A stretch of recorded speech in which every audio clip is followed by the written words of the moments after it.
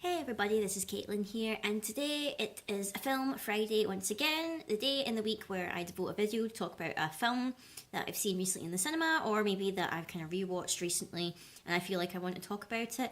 Last week I was talking about Deadpool because, biggest release of February, and now technically February is over, we're now into March. I haven't actually seen any films in March yet. I'm just kind of like waiting on stuff coming out. I'm not sure what actually are the releases for March. I think there's maybe a couple of horror films coming out, which I'm not too sure if I'm going to go yet. I need to decide. But for this video, I'm going to talk about another film that I saw in February, which was technically still a kind of a gory film, but I wouldn't say it was nowhere near as good as Deadpool or whatever.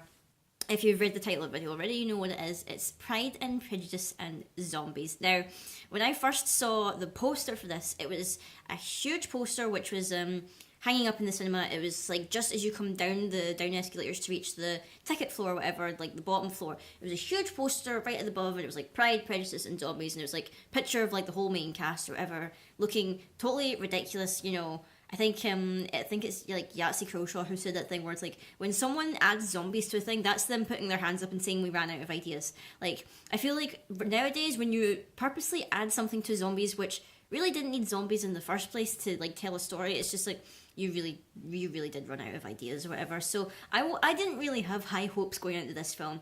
I went there thinking it's going to be a bad film. Maybe I will get a laugh out of the fact that it's a bad film. Hopefully it won't be so bad to the point where like I feel physically sick, like I did with Boy Scout's Guide to the Zombie Apocalypse. That was just atrocious, which I probably wouldn't even devote a Film Friday to it because it was that bad, like horrible. So I went into this not expecting a whole lot. And I'm going to talk about a couple of spoilers about the film just because I don't think many people will even go and see it, even after even if I recommend it or whatever. But I will discuss some spoilers in regards to the film. So goes in, I'm not really expecting much. I mean, it's been a long time since I've seen the original like Pride and Prejudice film, so I'm still like I'm a wee bit iffy on like how the actual story went in terms of are they even going to relate it to the original story. I know like the basic stuffs about the sister Lizzie, and she falls in love with Mr. Darcy, and he doesn't really love her back at first because for some reason there's a kind of class system in the upper class. I couldn't really remember off the top of my head. But in terms of this film, the plot of it essentially is it still keeps like kind of the basic plot.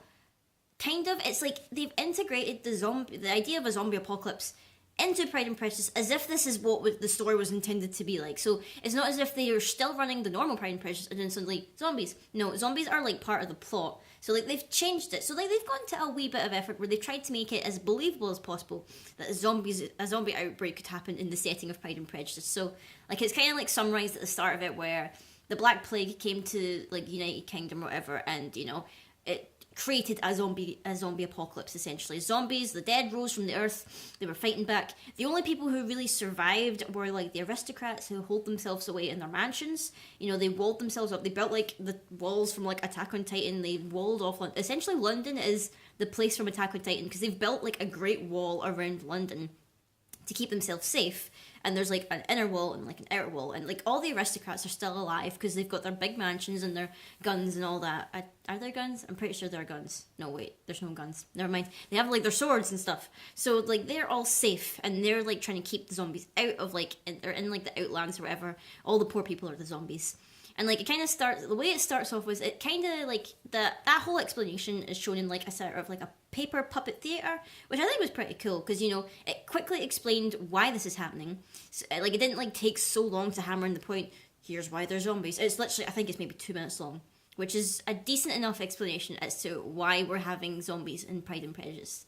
Another also a cool bit, which was a scene at the start of the film, is when Mr. Darcy is first appeared or whatever.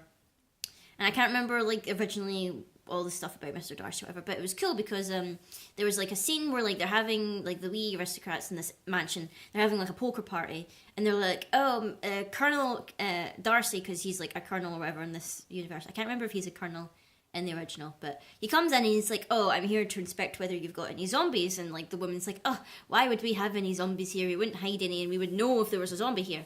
And like Mr. Darcy's all like, I don't believe you. And he has this little trick, which I actually found quite interesting as like not a plot point, but like a little gimmick with him, is that he always carries around a bottle full of flies.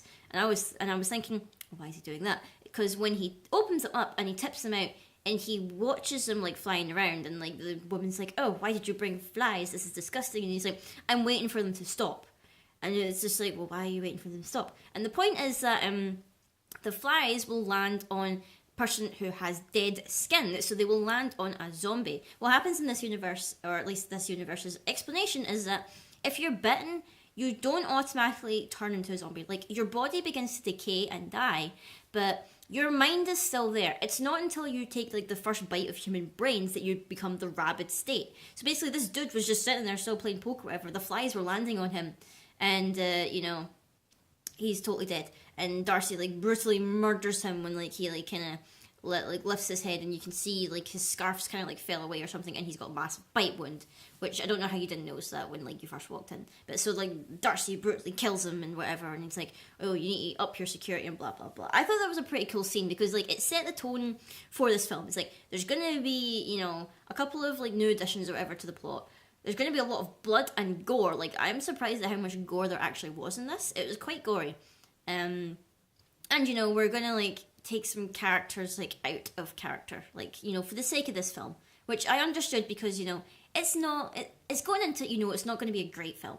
It's maybe going to be meh at best. It's going to be meh. It's not going to be amazing. It's not going to be awful. It's just going to be meh. So, like, middle ground.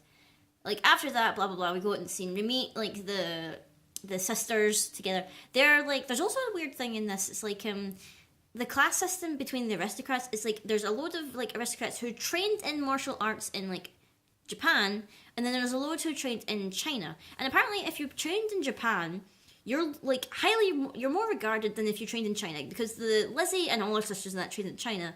Mr. Darcy trained in Japan. Apparently that makes him better because they could afford to send their child to Japan to train or whatever in martial arts.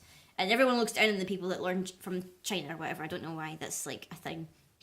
But basically all the daughters in that, they're trained to be zombie killers. You know, they've got swords like stored in their stockings or whatever. They've got knives in their dress sleeves and all this. Like, they're kicking ass everywhere. Like, literally, they go to a party, zombies appear, and literally they just walk in and, you know, rip off the sleeves of their dresses and bring out the knives and bring out the swords, and they're just... And the men are impressed. Like, Mr. Darcy and his dude pal that comes in who's like in love with one of the other sisters, they're like, "Oh my gosh, these women, they're amazing, they're killing all the zombies." And you know, that was pretty cool seeing like the women being like pretty badass, where like, you know, they can pull off the nice dresses and whatever, and then they just rah, as soon as a zombie comes out, they like slash and hack and whatever. So it is quite a gory film. I'm trying to think if there's anything else. Also, I just remembered now, Matt Smith is also in this film, which if maybe you don't know who that is he plays the 11th Doctor in Doctor Who. He was actually one of the other reasons I actually wanted to see the film, because I wanted to see him in other stuff than Doctor Who, because I like Matt Smith. So I was wondering, I wonder who he's going to play. And it also turns out he plays like this guy, I think he's called a parson. It's like a priest, but he's not like really a priest. He wears different clothes or whatever.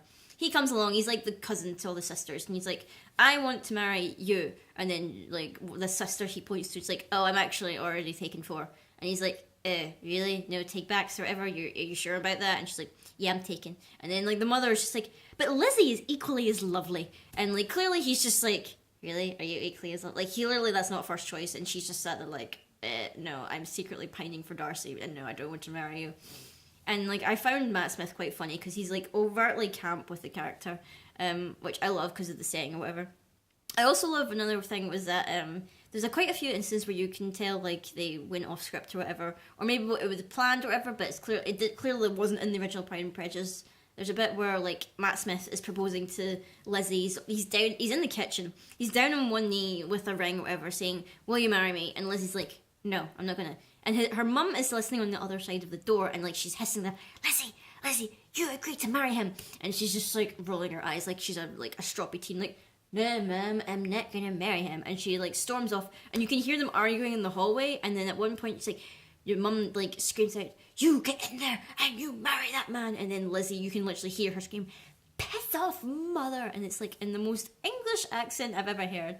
And all the while Matt Smith's still down on his knee listening to this whole exchange, and he's just like looking around and he's like, "Oh bugger." Like, he literally just goes like that, like, and that's the scene. And I totally loved that. It was like the little bits in between the gore where clearly they went off script or whatever, or it totally like out of context, it makes no sense for them to be doing this or whatever. But it was funny. So like, I was also quite surprised how many people went to see this film. I went there expecting there to be like maybe one or two people. Like the cinema was half full when I went to see this, and I'm not quite sure what these other people thought when they came to see it, because it was like varying ages of people. Like there was like an old couple who came to see it, and they seemed to be laughing at it, and I'm not quite sure why, because it maybe wasn't really funny. Like it was nowhere near Deadpool. I laughed at like that scene there in the kitchen, and I think I laughed at maybe one or two other things. It wasn't like a laugh fest or whatever, but like there was a couple of moments where it was funny.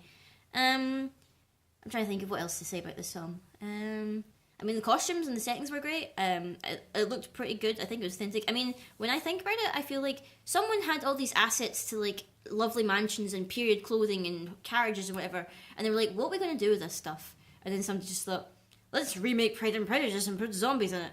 I don't know why. Maybe that was the actual, like, how they thought of the film. But, overall, I'd say it's, it's a meh film. It's, like, not totally amazing. It's obviously not Deadpool right now, because that's, like, how I'm grading this year right now, because Deadpool's been my highlight so far. It wasn't Deadpool. It wasn't as bad of Boy Scout's Guide to the Zombie Apocalypse, which was absolutely god-awful and atrocious. I would, like, range it, like, middle. Like, it wasn't totally amazing. It wasn't, like, awful. It wasn't, like, and It was, like, meh. Like, flatline. Like, just neutral ground, I would say. So that's been my thoughts and opinions on, like, Pride and Prejudice and zombies. Let me know, guys, if you've seen the film, let me know what you thought of it. If now you're intrigued to see it now because of these kind of random scenes I've described or whatever, let me know. Or, like, if you want to talk about other, like, zombie films you felt were quite unnecessary, I could probably name a lot off the top of my head. Feel free to comment. I'm always interested to hear about what you guys have to say. And until next time, guys, I will see you all later.